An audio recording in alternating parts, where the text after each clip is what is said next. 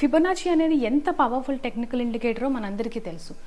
ఈ వీడియోలో మనం ఫిబొనాచి బేస్డ్ ట్రేడింగ్ స్ట్రాటజీ ఒకటి చూద్దాము.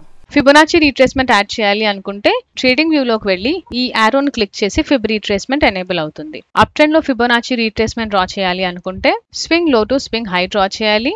డౌన్ ట్రెండ్ లో ఫిబొనాచి రీట్రేస్మెంట్ డ్రా చేయాలి అనుకుంటే swing high to swing low draw చేయాలి. మీరు swing high to low or low to high accurate గా డ్రా చేయాలండి, ఎందుకంటే దీని బేసిస్ మీద మీ పర్సెంటేజెస్ డిరైవ్ అవుతాయి అండ్ దీని బేసిస్ మీద మీరు entry, exit, stop loss and target decide అవుతారు. దీనిలో ఎంట్రీని ఐడెంటిఫై చేయడానికి మనం ఇంకొక ఇండికేటర్ యాడ్ చేసుకుందామండి, అదే ఆర్ఎస్ఐ. ఎందుకంటే ఆర్ఎస్ఐ మనకి బై అండ్ సెల్ జోన్స్ ని చెప్తుంది. ఆర్ఎస్ఐ యాడ్ చేసుకున్నాక మీరు ఇక్కడ అబ్జర్వ్ చేస్తే మనకు ఒక రీట్రేస్మెంట్ వచ్చింది. ఈ రీట్రేస్మెంట్ వచ్చినప్పుడు మనం ఎంట్రీ తీసుకుంటాము అండ్ కన్ఫర్మేషన్ కోసం మనము ఆర్ఎస్ఐ వాల్యూని ఐడెంటిఫై చేస్తాము.